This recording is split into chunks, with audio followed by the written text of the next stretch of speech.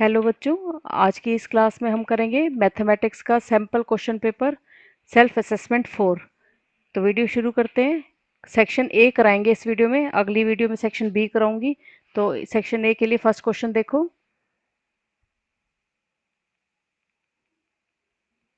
पहला क्वेश्चन है, एपी का क्वेश्चन है। If the 10th term of the AP is 52 and the 17th term is 20 more than the 13th term, find the AP. आपको क्या करना है, सबसे पहले लैंग्वेज समझो। इन क्वेश्चनों में बहुत आसान क्वेश्चन होते हैं, पर आपको लैंग्वेज समझनी पड़ेगी। पहले हम शुरू से चलते हैं और कैसे करेंगे, देखो सोल्यूशन लिखती हूँ मैं। If the 10th term of an AP is 52, 10th term है जो एपी की वो 52 है, यानी कि ए की 10th टर्म वो क्या है, 52। एंड द 17th टर्म, और जो एपी की 17th टर्म है, इज 20 मोर, 20 मोर यानी कि 20 प्लस, मोर का मतलब plus, more than the 13th term, 20 more than the 13th term, then find the AP. हमें एपी फाइंड आउट करनी है। अब ए की 10 का मतलब a plus n minus one की डी। देखो हमें फॉर्मूला पता है, a n is equal to a plus n minus one की डी, यानी कि ये एन है तो ये एन माइनस वन एक कम हो जाता है, तो ए की 10 क्या बन जाएगा, ए प्लस 9d। 10 है तो क्या हो जाएगा, 9d इज इक्वल टू 52। तो एक तो इक्वेशन हमारी आ गई, a plus 9d is equal to 52। अब ये देखो, ए 17 की जगह हम क्या लिख सकते हैं, ए प्लस 16d, और 20 प्लस ए 13 की जगह क्या लिख सकते हैं, ए प्लस 12d। अब ये ए से ए कैंसिल, यहाँ क्या बचा, 16d, 12d मैं इधर ले आती हूँ, minus 12d is equal to 20। 16 में से 12 गए, 4d इज इक्वल टू 20। तो d is equal to 20/4 is equal to 5। 4 1 का 4, 4 5 का 20। तो d की क्या वैल्यू आ गई हमारी, 5। अब d की वैल्यू हम किस में पुट कर देंगे, ये इक्वेशन जो हमने बनाई थी, a10 इज इक्वल टू 52 में, तो a प्लस 9 इंटू डी की जगह 5 इज इक्वल टू 52। तो a प्लस 9 5 का 45, 5 45 इज इक्वल टू 52। तो a is equal to 52 minus 45, 52 में से 45 गए 7, a इज इक्वल टू 7। आपके पास a 7 आ गया, d आपके पास 5 आ गया। आप ap बना सकते हैं। ap पता है हमें क्या होती है, a plus D, a plus 2d dash dash dash. a की जगह 7, और यहाँ पर a की जगह 7, d की जगह 5, कोमा a की जगह 7 प्लस d की जगह 2 इंटू 5 डैश डैश।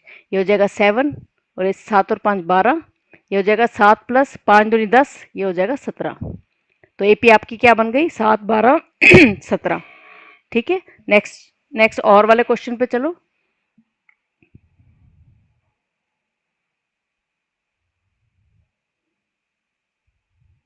और वाला क्वेश्चन देखो, the 9th term of an AP is equal to 7 time the second term. इस इसका भी लैंग्वेज पढ़ते जाएंगे और हम अपनी क्या करते रहेंगे, एपी बनाते जाएंगे। The 9th term of an AP is equal to, देखो the 9th term on, the 9th term of an AP यानी कि ए की 9th term is equal to 7 time the second term. 7 times है, यानी कि 7 multiply होगा the second term. And the 12th term exceeds 5 terms, और अब next क्या बनेगा, एंड द 12th टर्म यानी कि ए की 12th exceeds 5 times the third term by 2। ये कह रहा है ये थर्ड टर्म से 5 टाइम्स एक्सीड करेगा 2 से, यानी कि ए की 12th टर्म एक्सीड्स मतलब प्लस होगा 5 time the third term, 5 time the third term by 2। कितना एक्सीड कर रहा है, 2। तो बेटा आप 2 इसमें प्लस मत करना, क्योंकि ये एक्सीड कर रहा है, ये एक्सीड कर रहा है, यानी कि ये ज्यादा है ये, और बीच में इक्वल टू का निशान लगाओगे तो प्लस इधर करोगे। एक आपके पास 70 की वजन की चीज है, एक 50 की चीज है, बीच में आप इक्वल का निशान लगाओगे, दोनों को बराबर करना है, तो आप यहाँ प्लस करोगे कम वाली में, तो ये एक्सीड कर रहा है, यानी कि ये बड़ा है और ये कम है, तो प्लस यहाँ लगाओगे आप, यहाँ +2 आप जैसे यहाँ लगाओगे, +20 लगाओगे, यहाँ लगाओगे। ठीक है, जब भी एक्सीड आएगा तो जो एक्सीड करता है उसमें आप ऐड नहीं करोगे, जो जिससे जितने नंबर से एक्सीड करता है वो दूसरे में ऐड करोगे, तभी तो इक्वल टू का साइन का मतलब हम तराजू है, बराबर कर रहे हैं इसको। बराबर तो तभी होगा जो यहाँ, ये अगर बड़ा है तो एक्सीड करेंगे तो हम इसमें छोटे वाले में प्लस करेंगे। ठीक है, तो अब A12 की क्या ए 12 की जगह आप क्या लिख सकते हो, find the first term and the common difference. I hope आपको ये चीज समझ आ गई होगी, नहीं तो वीडियो को आप दोबारा देखो, ये बहुत इंपॉर्टेंट चीज है।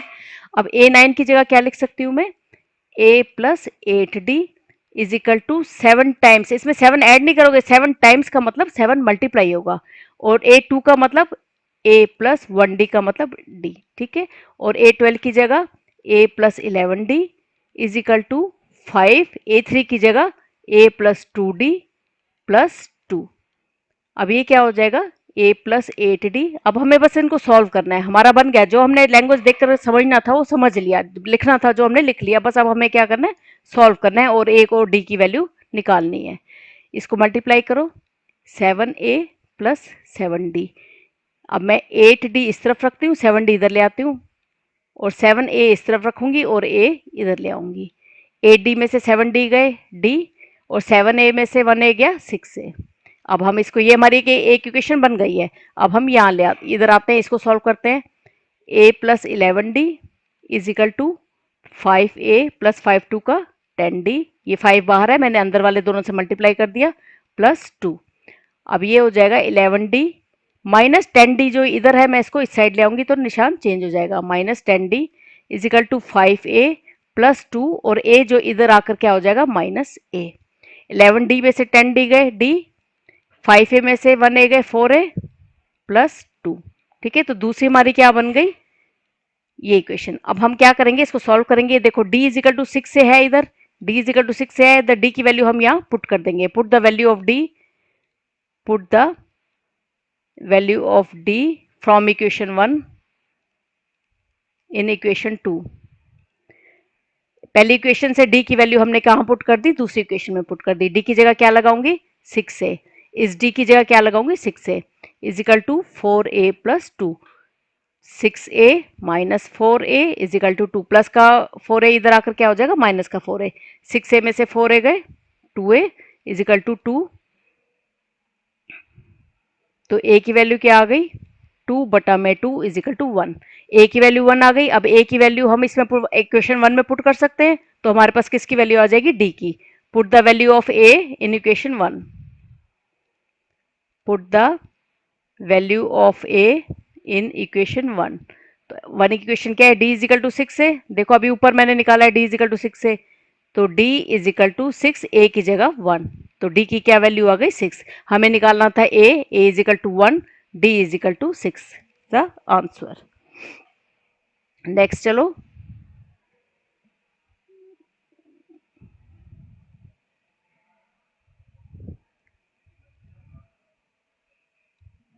देखो सेकंड क्वेश्चन है, the sum of a number and its reciprocal is 3, find the number, solve the quadratic with quadratic formula. अब हमें दे रखा है the sum of a number, हमारा पहला काम क्या है बेटा, हमें हमें क्या करना पड़ेगा, फॉर्मूला, हमें अपना लैंग्वेज पढ़ के उसको क्वेश्चन को क्या दे रखा है और क्या हमें करना है वो अच्छे से समझना पड़ेगा।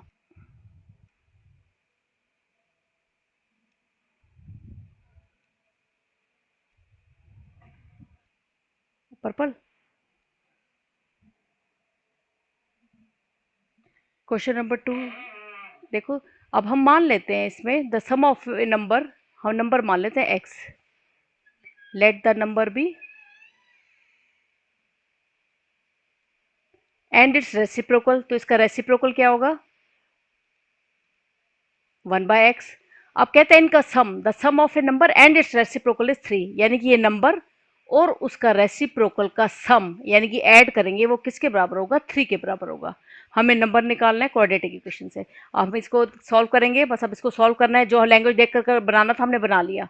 अब इसको सॉल्व करने के लिए क्या करोगे, एलसीएम लेकर समझ लो। देखो इसका एलसीएम क्या आ जाएगा, x, तो यहाँ नीचे कुछ नहीं है, तो ये जो नीचे कुछ नहीं होता, सीधे इसको ऊपर से मल्टीप्लाई करो, x को x से मल्टीप्लाई किया आ जाएगा एक्स स्क्वेयर, यहाँ x से डिवाइड होकर 1, 1 ऊपर से मल्टीप्लाई होगा 1 इज इक्वल टू 3, तो ये हो जाएगा x square plus 1 is equal to, cross multiply कर दिया मैंने, ये इससे मल्टीप्लाई होगा, ये इससे मल्टीप्लाई होगा, तो x square plus 1 is equal to 3x। अब इसको कर लेते हैं, 3x को इधर ले आते हैं, x square minus 3x plus 1 is equal to 0। अब हमें इसको फॉर्मूले से सॉल्व करना है, तो हम इसमें फॉर्मूला लगाएंगे। a कितना है हमारे पास, एक्स स्क्वेयर का कोफिशिएंट 1, b कितना है, x का कोफिशिएंट -3, c है कांस्टेंट टर्म, वो है 1। हमें d पता है, d is equal to b square minus 4ac। Value put करो, b की जगह -3 का स्क्वायर -4 इंटू 1 इंटू 1, ये हो जाएगा 3 का स्क्वायर 9 और माइनस माइनस क्या हो जाएंगे प्लस, माइनस का स्क्वायर हमेशा प्लस हो जाता है, -4 इंटू 1 4, 9 में से 4 गए 5। फॉर्मूला पता है, x is equal to -b plus minus under D upon 2a, minus b की जगह -3 प्लस माइनस अंडर डी की जगह डी कितना निकाल दिया हमने 5 अपॉन 2 इंटू ए कितना है 1, तो ये हो जाएगा माइनस माइनस प्लस हो जाएगा, मल्टीप्लाई है 3 प्लस माइनस √5 अपॉन 2, तो ये हो जाए, तो हमारे पास दो कौन से x की वैल्यू आ गई, एक आ जाएगी 3 प्लस √5 अपॉन 2 और दूसरी आ जाएगी 3 माइनस √5 अपॉन 2। ठीक है, यही हमें निकालना था। क्वेश्चन नंबर 3 पे चलेंगे।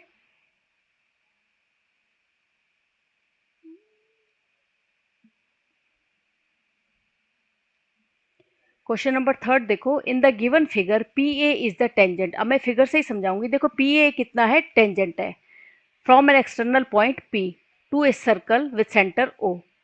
If P O B is equal to 125 degree, find angle A P O. हमें ये एंगल फाइंड आउट करना है। देखो बहुत ही आसान क्वेश्चन है। इसमें कंसेप्ट क्या लग रहा है, एक जो स्ट्रेट लाइन होती है उसमें जो ये एंगल बनता है वो 180 का होता है, और अगर इसमें से आधा एंगल हमें दे रखा हो, मान जैसे ये एक स्ट्रेट लाइन है, इसमें ये एंगल जो बनेगा 180 का होगा। पता है स्ट्रेट लाइन का एंगल कितने का होता है, 180 का। इसमें से कट करके एक ये एंगल दे रखा है आपको, ये वाला एंगल, ये अगर 125 का है तो बचा हुआ कितना होगा 180। ये बचा हुआ, देखो ये बचा हुआ, ये कितने का होगा 180 में से अगर मैं 125 माइनस कर दूं तो वो बचा हुआ मेरा एंगल आ जाएगा। इसी तरह देखो यहाँ पर देखो, ये पूरा एंगल 180 का है, ये एंगल 125 दे रखा है, तो ये वाला एंगल कितने का आ जाएगा, 180 में से 125 माइनस कर देंगे। देखो 180 में से 125 माइनस किया, 10 में से 5 गए 5, 7 में से 2 गए 5, तो ये कितने का एंगल आ गया 55 डिग्री का। और यहाँ पर आपको कौन सा कंसेप्ट लग रहा है कि एक जो टेंजेंट है वो रेडियस के साथ कितने डिग्री का एंगल बनाता है, 90 डिग्री का, यानी कि ये एंगल कितने का होगा 90 डिग्री का। पूरे सर्कल में यही कंसेप्ट लग रहा है बार बार कि टेंजेंट इसके साथ रेडियस के साथ 90 डिग्री का एंगल बनाता है। अब हमें ये एंगल बड़े इजीली फाइंड आउट कर सकते हैं। हमें पता है ट्राइंगल के तीनों कोणों का जोड़ कितना होता है 180 डिग्री। तो इन ट्राइंगल ए पी ओ, इसमें इसको मैं एंगल 1 मान लेती हूँ, इसको एंगल 2 मान लेती हूँ, तो angle 1 plus angle 2 plus angle A P O is equal to 180 degree. Angle 1 कितना है 90 डिग्री, एंगल 2 कितना है 55 degree, plus angle A P O हमें निकालना है इज इक्वल टू 180 डिग्री। ये ऐड करो 145, ये आ जाएगा 145 plus angle A P O is equal to 180 degree. तो एंगल ए पी ओ किसके बराबर आ जाएगा 180 माइनस 145, इसको करोगे 10 में से 5 गए 5, 7 में 4 गए 3, 35। तो एंगल किसके बराबर आ गया ए पी ओ 35 डिग्री के। ठीक है, नेक्स्ट क्वेश्चन।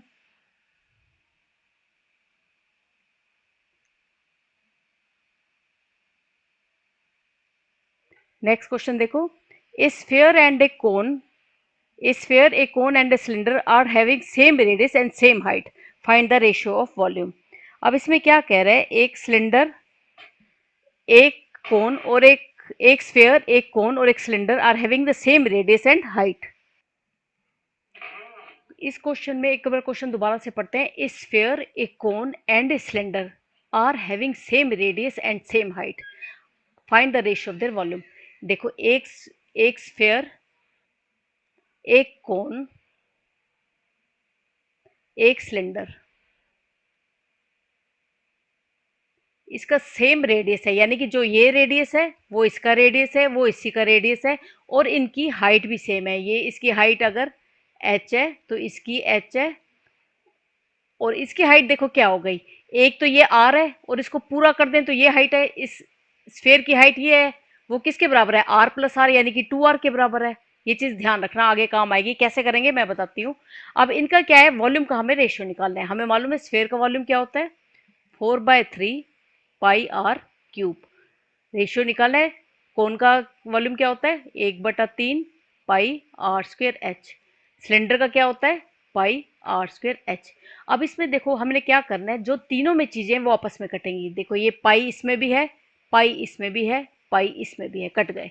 अब देखो इसमें क्या निकलेगा, आर स्क्वेयर, क्योंकि आर क्यूब है, यहाँ पर आर स्क्वेयर है, यहाँ भी आर स्क्वेयर है, तो हम क्या करेंगे, इसको 4/3 आर स्क्वेयर इंटू आर कर देंगे, क्योंकि आर क्यूब बन जाएगा।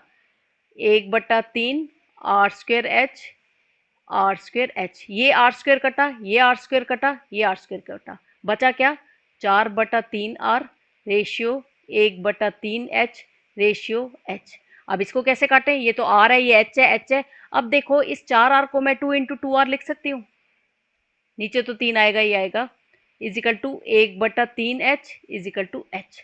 अब ये 2 आर मैंने क्यों लिखा, क्योंकि मेरे को पता है ये जो 2 आर है वो हाइट के बराबर है, तो इसलिए इस 2 आर की जगह मैं हाइट लगा सकती हूँ, क्योंकि ये हाइट पूरे कोन और सिलेंडर के हाइट के बराबर बन जाती है। तो इसका तो एक खाली रेडियस तो इस हाइट के बराबर नहीं हो सकता, क्योंकि ये आर जमा आर पूरी हाइट है। देखो आर जमा आर ये पूरी हाइट है एच के बराबर, तो इस 2 आर की जगह मैं क्या लगा सकती हूँ, अब हाइट लगा सकती हूँ। पहले नहीं लगा सकती थी, जब मैंने 2 आर किया तब मैं इसकी जगह हाइट लगा, पहले आर की जगह मैं हाइट नहीं लगा सकती थी। आर हाइट के बराबर कैसे हो सकता है, ये तो आधा है, देखो ये तो आधा है, ये इसके बराबर कैसे हो सकता है। अगर 2 आर कर दूं, यानी कि ये पूरा यहाँ ऊपर से ऊपर ले लूं मैं, तब मैं इसकी जगह हाइट लगा सकती हूँ, तब ये कोन और सिलेंडर की हाइट के बराबर हो जाएगा। अब 2 आर की जगह मैंने क्या लगा दिया, h is equal to 1/3 h is equal to h. अब ये एच एच एच कट गए, यहाँ पर क्या बचा, यहाँ कर रही हूँ 2/3 1/3 और 1। अब इसका हमारे रेशियो निकालना था, ये रेशियो आ गया। इसको करने के लिए क्या होता है, ये 3 जो होता है एलसीएम के टाइप से ले लेते हैं, ये हो जाएगा 2:1 रेशियो, ये 3 ऊपर 1 से मल्टीप्लाई हो जाएगा, तो रेशियो क्या आ गई हमारी 2:1:3। नेक्स्ट क्वेश्चन पे चलेंगे।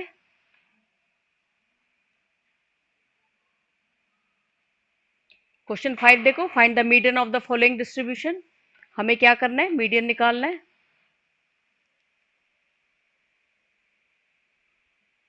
मीडियन निकालेंगे, देखो find the median of the following distribution. इसके लिए हम क्या करेंगे, हमें क्लास दे रखी है, आपको पता है मीडियन निकालने के लिए क्या करते हैं, हमें फ्रीक्वेंसी निकालनी पड़ती है। मीडियन निकालने के लिए हम फ्रीक्वेंसी निकालेंगे। पहले हम लिखते हैं, क्लास मार्क लिखो, क्लास मार्क लिखो, वो होगी 30 से 40, 40 से 50, 50 से 60, 60 से 70, 70 से 80, 80 से 90, 90 से 100, और इसका फ्रीक्वेंसी लिखेंगे हम, वो दे रखी है हमें 16, 4, 12, 18, 10, और हिट कोई मिस हो गई क्या, 16, 4, 12, 18, 10 और 8 कोई मिस हुई है क्या, 32 मिस हो गई ना, 10 की जगह 32 आएगा यहाँ पर, यहाँ पर लिखो 30, रब भी कर देती हूँ इसको मैं, 32, ये हो जाएगा 10, ये हो जाएगा 8, और इसका सम कितना दे रखा है, 100 दे रखा है। मीडियन निकालने के लिए हम क्या करते हैं, कम्युलेटिव फ्रिक्वेंसी निकालते हैं, इसलिए सी एफ निकालो। सी एफ क्या होता है, पहली तो ऐसी की ऐसी, फिर हम अगली वाली ऐड करते जाते हैं, देखो इसको ऐड करते जाते हैं, 16 और 4 20, 20 और 12 32, 32 और 18 8 9 10, 3 4 5 50, उसके बाद ऐड करो 50 और 32 80 82, तो नेक्स्ट क्या आ जाएगी 82, 82 और 10 92, 92, 92 और 8 100 हो गई, ये और ये बराबर आ गए, यानी कि हमने कम्युलेटिव फ्रिक्वेंसी क्या निकाली है, ठीक निकाली है। अब हमें मीडियन निकाला है, मीडियन निकालने के लिए हम बीच की लेते हैं। ये कितने हैं, देखो ऊपर से छोड़ती हूँ मैं, ऊपर से छोड़ो 1 2 3, ये बीच की हमारी आएगी, बीच की हमारी क्या हो जाएगी, मिडिल क्लास 60 से 70, देखो करके देख लेना आप, ये हो जाएगी 60 से, मिडिल क्लास क्या हो जाएगी 60 से 70, देखो ये वाली हमारी मिडिल क्लास आएगी। उसमें से एल कितना आएगा हमारा 60, एच कितना आ जाएगा 70 - 60 यानी कि 10, फ्रिक्वेंसी हमें फार्मूला पता है मीडियन का, median is equal to L plus n/2 minus C F upon frequency into height. L की वैल्यू हमें पता है 60, एल की जगह 60 लगाओ प्लस n/2, n कितना है इसमें देखो 100, टोटल होता है 100, 100/2 माइनस कम्युलेटिव फ्रिक्वेंसी देखो जो हमारी 60 से 70 के आगे कौन सी है 50, पर हम 50 नहीं लेंगे, उसकी अगली वाली लेंगे, यानी कि सी एफ कितना आएगा हमारे पास 32 बटा में एफ तो हम वही लेते हैं, एफ कितना आएगा हमारा 18, एफ आएगा 18 इंटू हाइट कितनी आएगी हमारी 10। तो अब इसको सॉल्व करो, बस अब हमारा कुछ नहीं करना है, इसको सॉल्व करना है। ये हो जाएगा 60 प्लस 100/2 50 माइनस 32 अपॉन 18 इंटू 10। अब ये हो जाएगा 60 प्लस 50 में से 32 गए, 10 में से 2 गए 8, 18 इंटू 18 इंटू 10, 18 से 18 कटा, ये हो जाएगा 60 प्लस 10 इज इक्वल टू 70। तो हमारी मीडियन कितनी आ गई 70। नेक्स्ट क्वेश्चन पे चलेंगे।